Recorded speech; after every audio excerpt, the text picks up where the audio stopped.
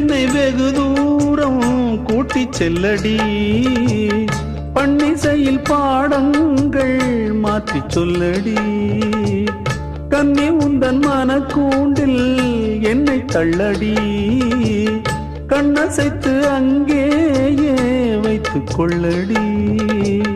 மந்திரத்தை மாற்றாமல் கற்றுக் கொடுத்தால் விந்தைகளை ஏராளம் சொல்லித் தருவேன்.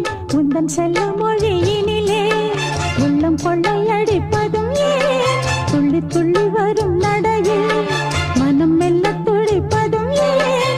உன்னை காண வேண்டும் கூட வேண்டும், வாராயோ வாராயோ. கண்ணம்மா